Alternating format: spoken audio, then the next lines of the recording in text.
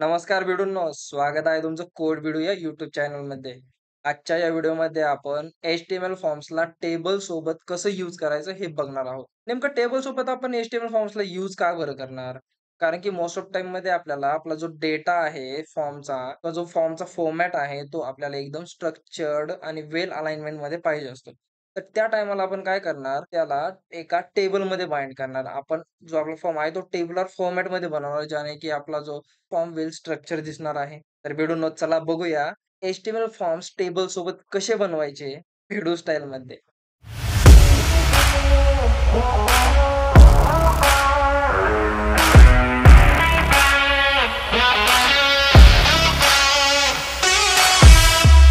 तर भेडूंनो इथे एक फोल्डर क्रिएट करून घ्यायचं आहे A9 नावाने आणि शिफ्ट दाबून त्याला ओपन विथ कोड करायचंय. त्याने ते फोल्डर आपलं VS कोड मध्ये ओपन होणार आहे. Forms with table dot HTML exclamation mark आपण आपलं बॉयलरप्लेट ऍड करायचं आणि इथं टायटल टाकायचंय फॉर्म्स विथ टेबल. आणि जर आपण आपल्या फॉर्म्सला HTML टेबल सोबत यूज केलं तर काय होतं, विदाऊट CSS ऍड करता आपला फॉर्म वेल अलाइन होऊन जातो. आणि फॉर्म मध्ये काय करू आपण, एक टेबल ऍड करू. टेबल मध्ये कॅप्शन असणार आहे, एक जॉब ऍप्लिकेशन फॉर्म बनवू आपण. Job application form. तर आपण सगळ्यात पहिले काय करू, टेबल हेड बनवू. तर टेबल हेड मध्ये काय असणार आहे, एक डेटा असणार आहे, इथं असणार आहे.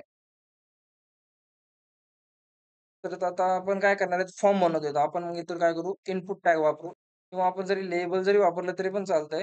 तर instead of label I think आपण इथं डायरेक्ट इनपुट टॅग वापरू.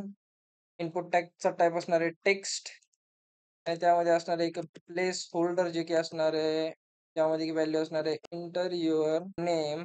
तर आता आपण काय करू, इथं अजून एक TR द्यायचा आहे. या TR मध्ये काय असणार आहे, तर आपण इथं काय करू, टेबल हेड पार्ट काढून टाकू. हे राहून द्या. आणि इथं काय करायचं आहे, इनपुट टाइप याचा टेक्स्ट नाही ईमेल ठेवायचा आहे आणि इथं टाकायचं एंटर युअर ईमेल आणि इथं असणार आहे नेम इक्वल्स टू ईमेल. त्यानंतर इथं आपण काय करू, जेंडरसाठी एक बनवूया. तर इथं असणार आहे एक जेंडर. जेंडरसाठी असणार आहे इथं लेबल. लेबलमध्ये काय असणार आहे, फॉर एम असणार आहे MEL मेल. आणि इथं काय करू आपण, टाइप इक्वल्स टू रेडिओ द्यायचा आहे आणि इथं असणार आहे name equals to mail. ID असणार आहे एम. टायटल असणार इथं मेल.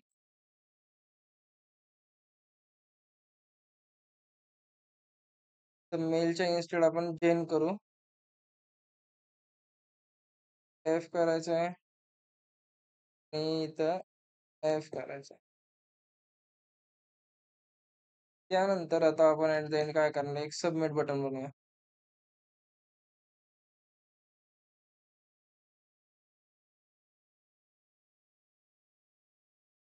तर काय करूया, तर हा जो TD आहे ना, आणि याला एकदा आपण काय करू, प्रिव्ह्यू करून बघूया फॉर्म लाईन कसं दिसतंय. आपण काय करू, फॉर्मला सेंटर करूया. टेबलला ALIGN अलाइन सेंटर करायचंय. फॉर्म आपला सेंटरला आलाय. त्यानंतर आता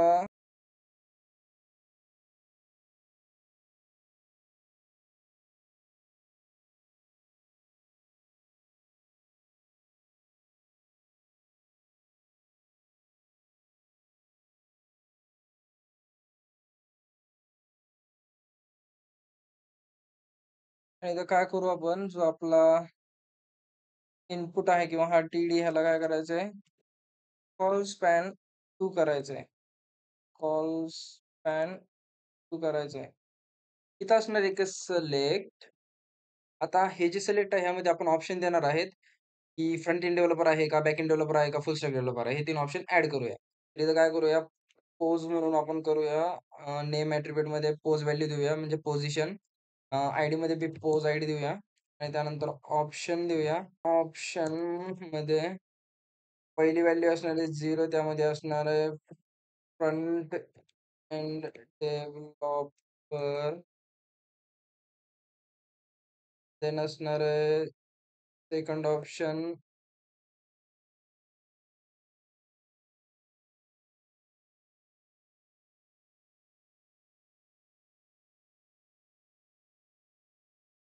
बॅक एंड डेव्हलपर. आणि जो आपला थर्ड ऑप्शन आहे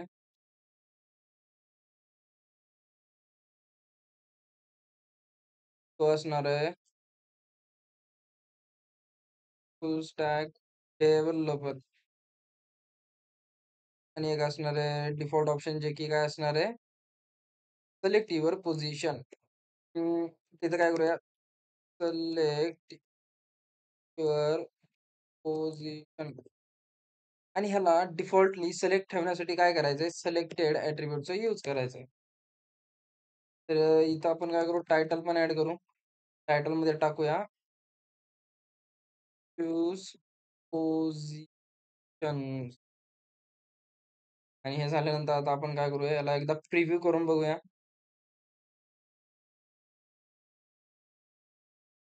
प्रिव्ह्यू करून बघितल्यानंतर काय इथं दिसतंय आपल्याला front end developer select your positions.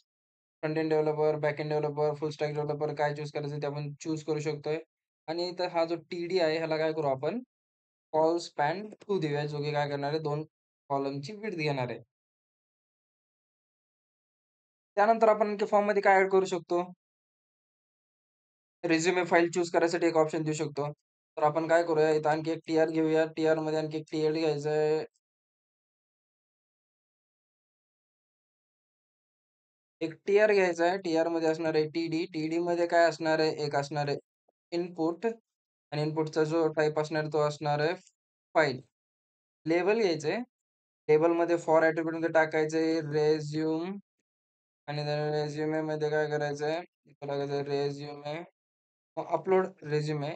Upload resume. आणि अपलोड रेझ्युमे मध्ये इथं इनपुटचा जो टाइप असणार आहे किंवा याला आयडी जे असणार आहे टाइप तर फाईल ठेवला आहे. आयडी काय असणार आहे रेझ्युमे. याने काय करणार आहे आपण जर अपलोड रेझ्युमेला क्लिक केलं तर काय होणार आहे फोल्डर ओपन होणार आहे फाईल चूज करायसाठी. आणि ह्याला सुद्धा काय करायचंय कॉल स्पॅन 2 करायचंय ज्याने की ह्या काय करणार आहे 2 कॉलमची विड्थ घेणार आहे. अपलोड रेझ्युमे केलाय. आणि मी इथं काय करू शकतो एक एक्सपिरियन्सच्या रेंजसाठी बी काहीतरी बनवू शकतो. जसं की मी काय करतो इथं एक टीआर मध्ये टीडी मध्ये एक इनपुट टॅग घेतोय. त्याचा जो असणार आहे टाइप तो असणार आहे रेंज. आणि इथं काय असणार आहे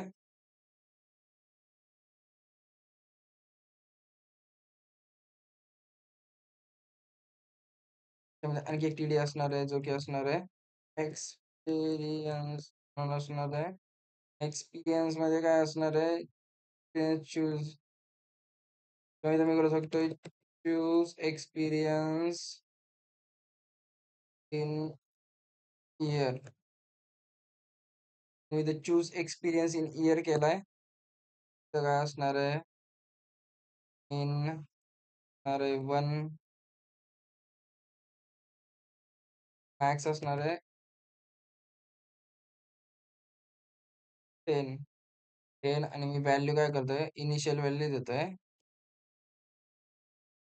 व्हॅल्यू असणार आहे. तर मी ह्याला लेबल पण करू शकतो. इथं आयडी देतोय. इयर जे आहे ते मी काय करतोय ह्याला लेबल करतोय. तर मी तो क्लिक करतोय.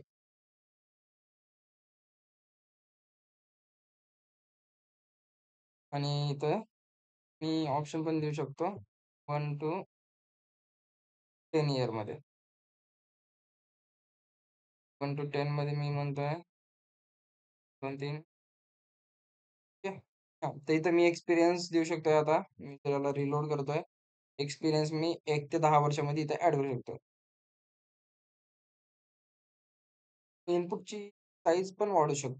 साईज देतोय तर इथं मी करतोय 10. तर मी इथे करतोय हे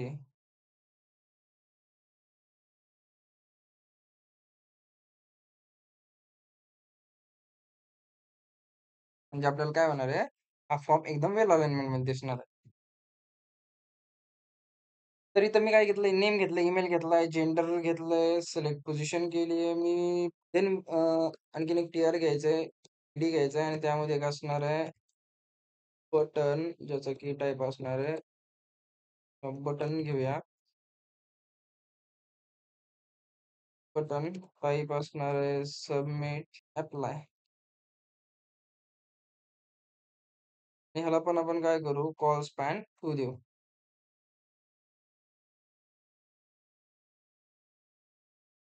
तर याची जी अलाइनमेंट आहे, ती आपण सेंटर देऊया. त्याने काय होणार, आपल्याला बटन सेंटरला दिसणार आहे. आणि आपण आपला जो सिलेक्ट आहे त्याला पण काय करू, सेंटर करूया. त्याला लाईन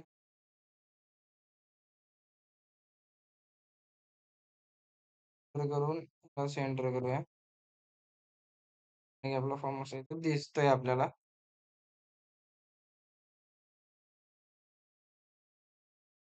तर बेसिकली जर आपण टेबलचा यूज करून एखादा फॉर्मचा स्ट्रक्चर क्रिएट करतोय, तर तो आपल्याला वेल अलाइनमेंटमध्ये दिसतो विदाऊट युजिंग एनी सी-एस-एस.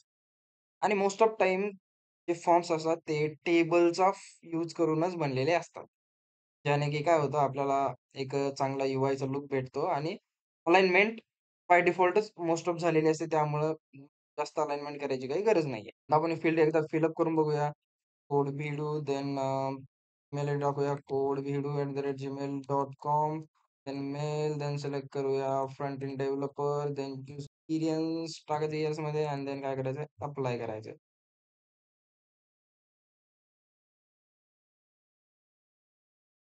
इथं काय केलंय आता आपण, नेम ॲट्रिब्यूट नाही दिलेलं आहे रेंजमध्ये. त्यामुळे आपल्याला तिथे ती रेंज जी आहे, म्हणजे इयर जे आलेलं आहे ते आलेलं नाही. तर आपण इथं काय करू, नेम देऊया इक्वल्स टू एक्सपिरियन्स. तर आपण पुन्हा फॉर्म फिलअप करतोय. Then back end developer, then file choose नाही करायची. मी एक्सपिरियन्स ॲड केलाय आणि अप्लाय केलं तर एक्सपिरियन्स आलाय 3 इयर्सचा. मी 3 इयर्स एक्सपिरियन्स केला आला. तर अशा प्रकारे आपण वेल अलाइनमेंटमध्ये टेबलचा यूज करून फॉर्म बनवू शकतो. तर भिडूनो हे झालं एच-टी-एम-एल फॉर्म्सबद्दल. कसे आपण एच-टी-एम-एल फॉर्म्सला टेबलसोबत यूज करू शकतो. पण आपले काही एच-टी-एम-एल टॉपिक्स राहिलेले आहेत. जसं की एंटिटीज राहिल्या आहेत, सिलेक्ट टॅग राहिलेला आहे. त्यानंतर आपला डेटा लिस्ट टॅग राहिलेला आहे. हे जे आहेत हे एलिमेंट आपण इथे एक्सप्लोर करणार आहोत. त्यासाठी काय करूया, आपण एक सेपरेट फाईल क्रिएट करूया. Author H-T-M-L tag dot H-T-M-L नावाने. आणि यामध्ये काय करू, आपण एक बॉयलर प्लेट ॲड करू. बॉयलर प्लेटमध्ये असणार आहे ऑथर एच-टी-एम-एल टॅग. आणि आता काय करू, आपण इथं एक्सप्लोर करायला चालू करू. तर सगळ्यात पहिल्यांदा आपण काय करू, एंटिटीज. तर एच-टी-एम-एल एंटिटीज काय असतात? जसं की आपल्याला काही वेळा काही स्पेशल कॅरेक्टर आपल्याला डिस्प्ले करायचे असतात आपल्या वेब पेजवरती. जे की आपले एच-टी-एममध्ये रिझर्व्ह आहेत. जसं की आपल्याला अँग्युलर ब्रॅकेट जर ॲड करायचंय, तर ते आपलं सिंटॅक्सचा पार्ट आहे एच-टी-एम-एलचा, तर ते आपण डायरेक्टली यूज करू शकत नाही. त्यासाठी आपण काय करणार, एच-टी-एम-एल एंटिटीजचा वापर करणार. ते जर आपण एच-टी-एम-एल एंटिटीज न वापरता डायरेक्ट अँग्युलर ब्रॅकेट वापरलं, तर काय होऊ शकतं, आपल्या एच-टी-एम-एलचं स्ट्रक्चर चेंज होऊ शकतं. कारण की एच-टी-एम-एलमध्ये जे कॅरेक्टर्स रिझर्व्ह आहेत, ते आपण यूज करू शकत नाही. जसं की सपोज आता इथं आहे एक पॅराग्राफ टॅग, त्यामध्ये आहे धिस इज स्पेस. आता मी स्पेसमध्ये काय करतोय, इथं भरपूर स्पेस ॲड करतोय. आणि जर मी ह्याला प्रिव्ह्यू केलं, तर इथं काय होणार आहे, ऑटोमॅटिक स्पेस रिमूव्ह होऊन जाणार आहे. इथं फक्त एकच बाय डिफॉल्ट स्पेस दिसणार आहे. पण जर मला मल्टिपल स्पेस ॲड करायचे असतील, एंटिटीचा वापर करावा लागणार. मग त्यासाठी कोणती एंटिटी आहे? तिथं आहे एम्परसँड एन-बी-एस-पी. एन-बी-एस-पीने काय होतं, एक स्पेस ॲड होतो. तर इथं बघितलं, इज आणि स्पेसमध्ये एक स्पेस ॲड झालेला आहे. जर मी आणखी याला यूज केलं, एम्परसँड एन-बी-एस-पी, तर इथं आणखीन एक स्पेस ॲड होणार आहे. जर मी ह्यांना आणखी यूज केलं, मी काय करतो, ह्यांना आणखी यूज करतो, तर तिथं आणखी स्पेस वाढणार आहे. म्हणजे जितक्या वेळेस आपण ती एंटिटी यूज करतो, तितक्या वेळेस ते कॅरेक्टर तिथे ॲड होणार आहे. एन% एन-बी-एस-पी कोणत्या कॅरेक्टरसाठी आहे? नॉन ब्रेकिंग स्पेससाठी आहे. त्यानंतर आपल्याकडे आणखी दुसरे पण एंटिटीज आहेत. जसं की मला सपोज कॉपीराइटचा सिम्बॉल ॲड करायचा आहे. मी त्यासाठी काय करतो, सपोज इथं एक पी टॅग करतो आणि इथं करतोय all rights are reserved by code value आणि मी काय करतो होमला इथं मला इथं कॉपीराइटचा साइन ॲड करायचा आहे. कॉपीराइटचा साइन जर ॲड करायचा असेल, तर मी काय करणार ampersand copy ampersand copy add केलं की इथं सिम्बॉल ॲड होणार आहे. जर तुम्हाला दिसत नसेल तर इथे बघा हे सिम्बॉल इथं ॲड झालेलं आहे कॉपीराइटचं. त्यानंतर जर मला एम्परसँड ॲड करायचं आहे, तर मी काय करणार आहे एम्परसँड एएमपी सेमीकोलन त्याने काय होणार आहे एम्परसँडचं सिम्बॉल ॲड होणार आहे. आणि जसं की मी तुम्हाला म्हणलं होतं, की आपल्यामध्ये अँग्युलर ब्रॅकेट जे आहेत आपण टॅगमध्ये यूज करतो, की लाइक मला सांगायचं आहे पी, तर इथं मी सांगतोय धिस इज पी टॅग.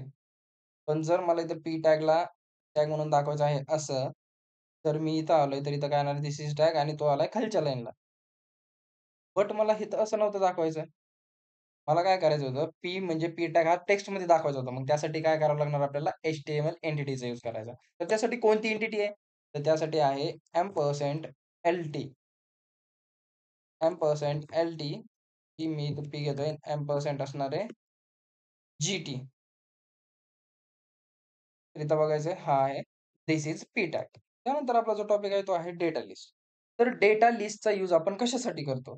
जेव्हा युजर इनपुट टॅगमध्ये टायपिंग सुरू करतो, त्या टायमाला युजरला सजेशन भेटायला पाहिजे, त्यासाठी आपण डेटा लिस्टचा यूज करतो. तर त्यासाठी आपण काय करूया, एक लेबल क्रिएट करूया. लेबलमध्ये आयडी देऊया ब्राउझर,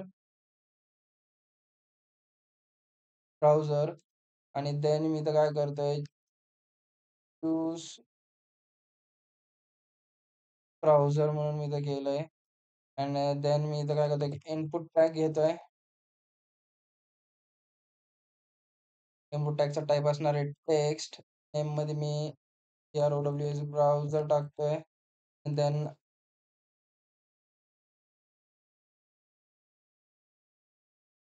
आयडीमध्ये मी ठेवतोय ब्राउझर आणि इथं आणखी एक ॲट्रिब्यूट असणार आहे लिस्ट. तर लिस्ट ॲट्रिब्यूट वर्क करतो आपल्या फॉर ॲट्रिब्यूट सारखं. म्हणजे जेव्हा आपण इनपुटमध्ये लिस्ट ॲट्रिब्यूट देतो आणि सेम व्हॅल्यू जी आपण लिस्ट ॲट्रिब्यूटमध्ये दिली आहे, ती जर डेटा लिस्टमध्ये ॲड केली, तर तो त्याच डेटा लिस्टमधल्या जे ऑप्शन आहेत, त्याचं आपल्याला सजेशन देणार आहे, जेव्हा आपण इनपुट बॉक्समध्ये टायपिंग स्टार्ट करतो. तर इथं मी टाकतोय ब्राउझरच कारण की आपलं जे हे असणार आहे, ब्राउझरच म्हणजे आपली जी इनपुट फील्डमध्ये जे आपण टाइप करणार ते ब्राउझर असणार आहेत वेगवेगळे. आणि त्यानंतर मी तर डेटा लिस्ट ॲड करतोय. डेटा लिस्टची आयडीमध्ये असणार आहे ब्राउझर आणि इथं मी टाकतोय ऑप्शनमध्ये असणार आहे क्रोम. देन नेक्स्ट ऑप्शन असणार आहे सफारी. देन नेक्स्ट ऑप्शन असणार आहे एज. देन असणार आहे फायरफॉक्स आणि जर मी याला प्रिव्ह्यू केलं, तर मी चूज ब्राउझरला सिलेक्ट करतोय. इथं टाकतो मी फायरफॉक्स. हे वर्क करत नाही कारण की आपण एक आयडी एकदाच यूज करू शकतो. एकदा जर HTMLमध्ये आपण एखादी आयडी डिफाईन केली आहे, तर ती आयडी आपण पुन्हा एकदा डिफाईन करू शकत नाही. जसं की आपण इथं फॉरमध्ये आयडी दिली आहे, म्हणजेच ती आयडी आपण ब्राउझरमध्ये दिलेली आहे. ब्राउझर ती आयडी आपण देऊ शकत नाही. तर इथं आपण ब्राउझर्स करू आणि जो लिस्ट आहे त्याला पण आपण इथं आणि जर मी आता इथं प्रिव्ह्यू केलं, तर हे वर्क करणार आहे. तर मी इथं चूज करतोय सफारी Firefox हे आपण अशा प्रकारे डेटा लिस्टचा यूज करतो. त्यानंतर जो आहे आपला तो आहे ऑप्शन ग्रुप. ऑप्शन ग्रुपचा यूज ग्रुप रिलेटेड ऑप्शनसाठी केला जातो, जेव्हा आपण ड्रॉप डाउन क्रिएट करतो. सिलेक्ट टॅगमध्ये मी काय करतो, एक ओ-पी-टी ग्रुप तयार करतोय. ओ-पी-टी ग्रुप. ओ-पी-टी ग्रुपमध्ये काय असणार आहे, लेबल असणार आहे. कोणते व्हेइकल चूज केले आहे आणि इथं काय ॲड करायचे, इथं ऑप्शन ॲड करायचे आहेत. ऑप्शनमध्ये असणार आहे टाटा, असणार आहे टाटा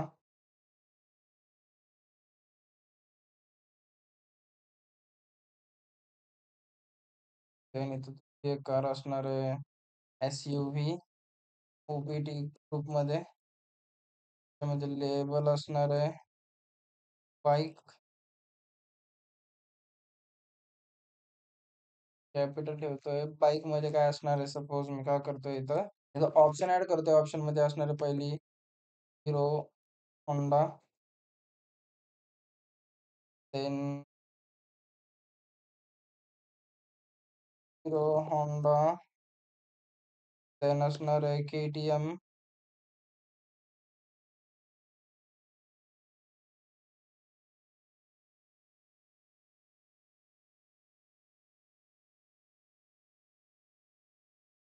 आणि जर मी ह्याला प्रिव्ह्यू करतोय, इथं काय असणार आहे कारमध्ये ऑप्शन असणार आहे टाटा एस-यू-व्ही आणि बाईकमध्ये असणार आहे हिरो आणि होंडा. तर बेसिकली काय करणार इथं नेस्टेड ड्रॉप डाउन दिसणार आहे. ऑप्शन सिलेक्ट म्हणून आणि इथं मी करतोय इज सिलेक्ट व्हेइकल आणि इथं मी काय करतोय ह्याला डिफॉल्टली काय करतोय सिलेक्टेड ठेवतोय. तिथं असणार आहे प्लीज सिलेक्ट व्हेइकल. इथं कार आहे. कारच्या नेस्टेड मध्ये काय आहे टाटा आणि एस-यू-व्ही आहे. बाईकमध्ये काय आहे हिरो होंडा एक आहे आणि के-टी-एम एक आहे. तर मी जी करायची ती करू शकतो. बेसिकली अशा प्रकारचा ड्रॉप डाउन घेण्यासाठी आपण काय करतो, ओ-पी-टी ग्रुपचा यूज करतो सिलेक्ट टॅगमध्ये. यानंतर आपण डेटा ॲट्रिब्यूट बद्दल बोलणार आहोत. सपोज हा पी टॅग आहे आणि ह्याच्यामध्ये एक आहे आयडी, आयडी आहे, पॅरा, नेम आहे, पॅरा आणि मला काय करायचं आहे एक user defined data attribute create करायचा आहे. तो मला एक माझा स्वतःचा स्पेशल ॲट्रिब्यूट तयार करायचा आहे. तर त्या टाईमाला मी काय करणार डेटा ॲट्रिब्यूटचा यूज करणार. तर डेटा ॲट्रिब्यूटचा यूज कसा होतो, की जर सपोज मला इन्फॉर्मेशन द्यायची त्या स्पेसिफिक फाईलबद्दल किंवा त्या स्पेसिफिक एलिमेंटबद्दल. त्या टाईमाला मी काय करणार, तिथं डेटा ॲट्रिब्यूट ॲड करणार. सपोज मला काय करायचं पॅराग्राफचा नंबर किती आहे तो द्यायचा. तर मी काय करणार, तर इथं मी काय करणार डेटामध्ये पॅरा नम इक्वल्स टू 12 करतोय आणि मी इथे टाकतोय धिस इज पॅरा. ह्याला प्रिव्ह्यू केलं तर काही आपल्याला फरक दिसणार नाही. त्या डेटा ॲट्रिब्यूटची व्हॅल्यू आपण कशी ॲक्सेस करणार ते आपण जावास्क्रिप्टमध्ये बघूया. त्यानंतर आपला एक एलिमेंट राहिला होता. आय थिंक होता आयफ्रेम. तर आयफ्रेम एलिमेंटचा यूज आपण एक्सटर्नल वेबसाईट किंवा एक्सटर्नल व्हिडिओ आपल्या वेबसाईटमध्ये एम्बेड करण्यासाठी करतो. YouTubeचा जो व्हिडिओ आहे तो इथं ॲड करूया. तर सपोज हा व्हिडिओ आहे.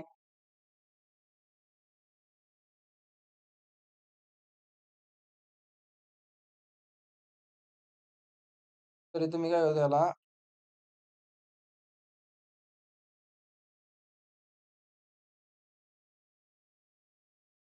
तर इथं मी आयफ्रेमला इथं स्पेस केलंय. तर अशा प्रकारे आपण एक्सटर्नल वेबसाईटचं आपल्या वेबसाईटवरती कंटेंट ॲड करू शकतो. तर भिडूनो आत्तापर्यंत आपण मोस्ट ऑफ HTML कव्हर केलेले आहे. आपण तेवढी HTML कव्हर केलेली आहे, जेवढी एक वेबसाईट बनवण्यासाठी गरजेची आहे. आणि जरी काही पॉइंट किंवा जरी काही एखादा टॉपिक राहिला असेल, तर तो आपण येणाऱ्या व्हिडिओसोबत कव्हर करूच. नेक्स्ट व्हिडिओपासून आपण सी-एस-एसला स्टार्ट करणार आहोत. जर व्हिडिओनं तुम्हाला हा व्हिडिओ आवडला असेल, लाईक करा, शेअर करा आणि चॅनलवरती नवीन असाल तर चॅनलला सबस्क्राईब करा आणि तुमच्या कोडिंग शिकणाऱ्या मित्राला नक्की व्हिडिओ शेअर करा. तर चला व्हिडिओंनो भेटूया पुढच्या व्हिडिओमध्ये. तोपर्यंत कोडिंग करा, कोड भिडू स्टाईलमध्ये.